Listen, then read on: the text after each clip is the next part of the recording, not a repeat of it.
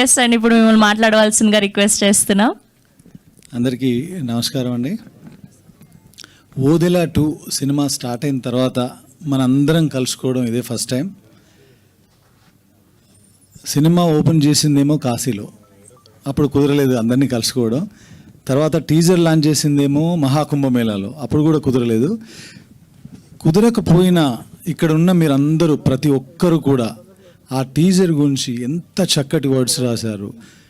మీకు నచ్చిన విషయాన్ని వెబ్సైట్ల ద్వారా, ఆర్టికల్స్ ద్వారా రాసి సినిమాను జనాల్లోకి రీచ్ అయ్యేలా చేశారు.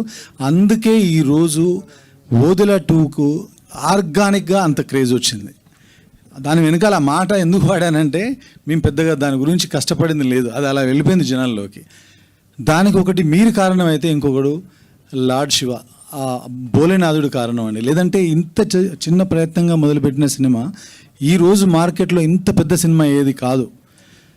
మేబీ మధు గారు కథ విన్నప్పుడు ఆయన సంకల్పం కావచ్చు, లేదంటే ఈ కథ రాయాలనుకున్నప్పుడు ఏదో ఒక బ్లెస్సింగ్ జరిగి ఉండొచ్చు. అందుకే ఈరోజు ఇంత మంచి క్రేజ్తో, ఒక బజ్తో ఇది ముందుకెళ్తా ఉంది.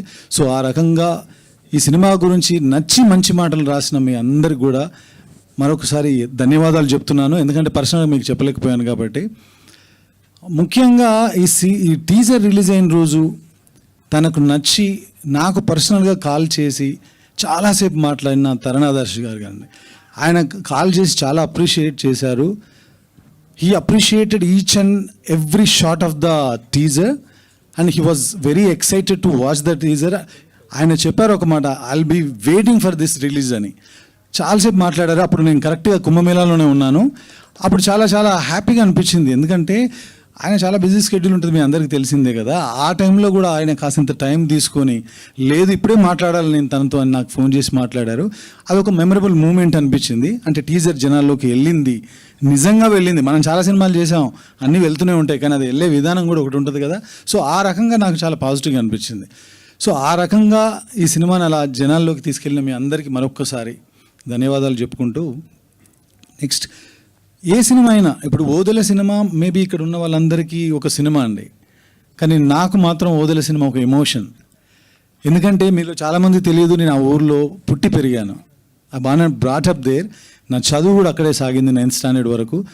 సో ఏ ఊరైనా ఎవరికైనా సరే మనకు సొంత ఊరు అంటే తల్లి లాంటిది అంటారు.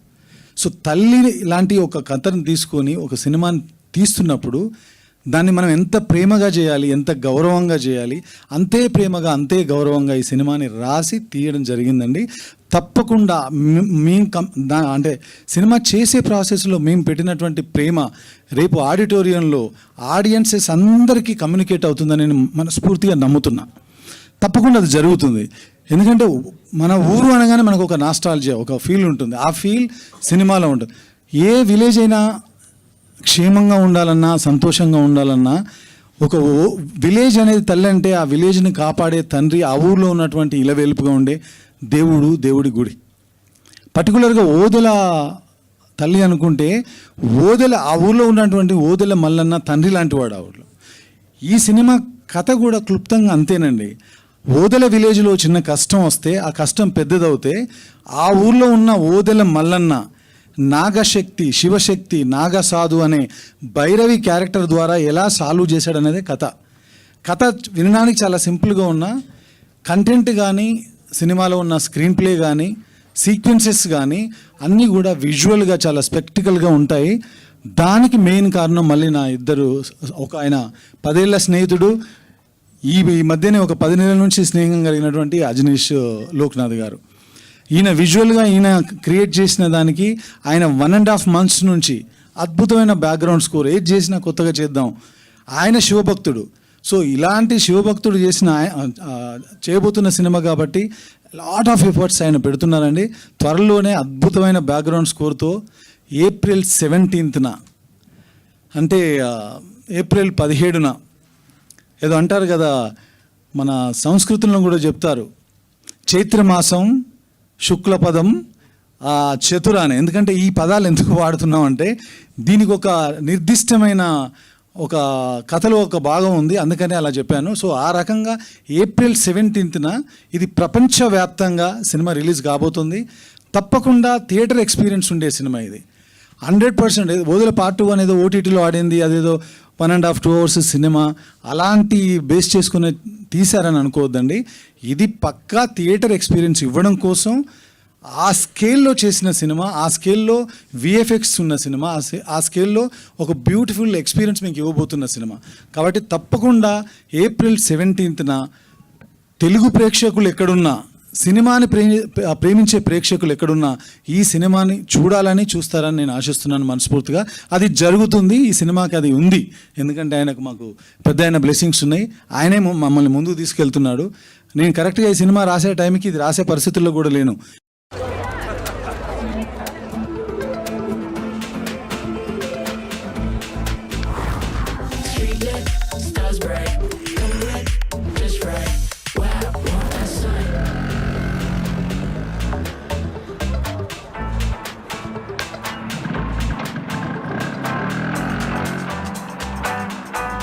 Wow. Cool.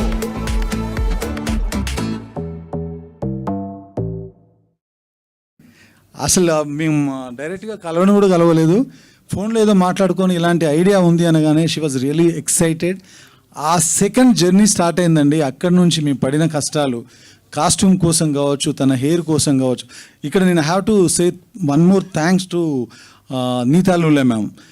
తను మాతో పాటు ట్రావెల్ చేసి 2-3 సిట్టింగ్స్లో ఈరోజు ప్రపంచానికి అందరికీ అలా చూడగానే నచ్చిన లుక్, అది ఒకటేదో నేను డిజైన్ చేశాను, అది చేస్తే జరిగింది కాదు. తమన్నా ఇన్పుట్స్ చాలా ఉన్నాయి అందులో, నీతాలుల మ్యామ్ గారి ఇన్పుట్స్ ఉన్నాయి, అందరితోనే మేము ఇది చేయగలిగాం. సో అంత మంచి లుక్ క్రియేట్ అవ్వడానికి కారణం నీతాలుల మ్యామ్. తమన్నాకి ఎందుకు ఇంత నేను చెప్తున్నానంటే అండి, జనరల్గా ఎవరైనా సరే ఇప్పుడు ఒక స్టార్ ఉంటే తనకి అవకాశాలు వెళ్తాయి, కానీ ఒక సూపర్ స్టార్ కోసం మాత్రమే అవకాశాలు వెతుక్కుంటూ వెళ్తాయి. క్యారెక్టర్స్ మనం రాసి వాళ్ళ దగ్గరికి వెళ్తాం, ఈ క్యారెక్టర్ అనుకున్న తర్వాత ఆ క్యారెక్టర్ తన దగ్గరికి వెళ్ళింది, కాల్ చేసి అడిగింది ఒకటి, ఎవరి కోసం అనుకున్నానంటే ఎవరి కోసం కాదు, నీ కోసం రాసింది, నువ్వు చేయాల్సిందే అంతే. అంటే ఆ సెకండ్ అనుకున్నా నేను, వేరే ఆప్షన్స్ లేవా, ఎందుకు అక్కడికి వెళ్ళాను నేనంటే, అప్పటికి నా మైండ్లో నేను ఒక విజువల్ చూశానండి.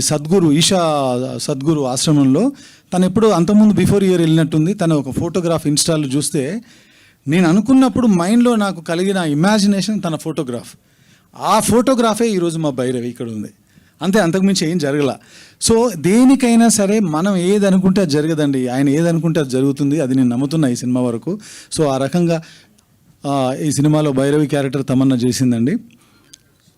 ఇంకొక మాట చెప్పాలి తమన్నా గురించి, ఎందుకంటే 20 years ఎవరైనా ఈ మధ్యకాలంలో హీరోయిన్స్ వస్తే 2 ఏళ్ళు 5 ఏళ్ళు 10 ఏళ్ళు మ్యాక్సిమం, 20 సంవత్సరాలుగా ఒక వ్యక్తి ఎలాంటి ఈగో లేకుండా ఏ పని చెప్పినా, రచ్చ సినిమా అప్పుడు మేము వానపాట చేసేటప్పుడు ఇంతింత వాటర్ తాగుతూ ఏం తినకుండా ఆ డాన్స్ చేయడానికి తన పడిన కష్టం చూసా.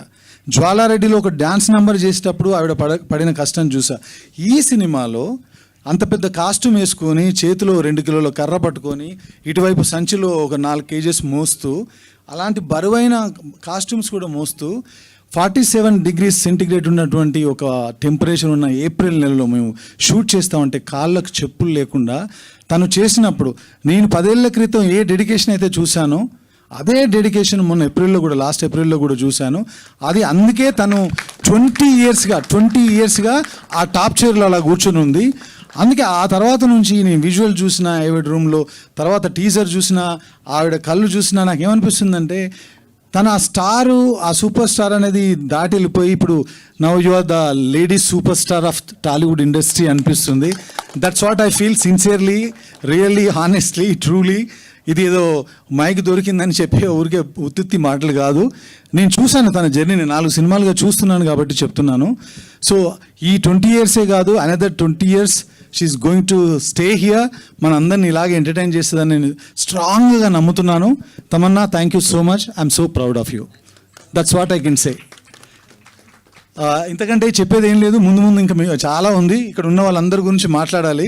ఆల్రెడీ మీరు 3-4 ప్రెస్ మీట్లు చేసి వచ్చారు. మీ టైం ఎక్కువ తీసుకోను, నెక్స్ట్ టైం తీసుకుంటాను. Thank you so much. Har Har Mahadev. Thank you sir, thank you so much. Yes, ఇప్పుడు భైరవిగా, శివశక్తిగా మనందరినీ కొత్త క్యారెక్టర్లో అలరించబోతున్నటువంటి ఆర్ ఫర్ ఎవర్ ఫేవరెట్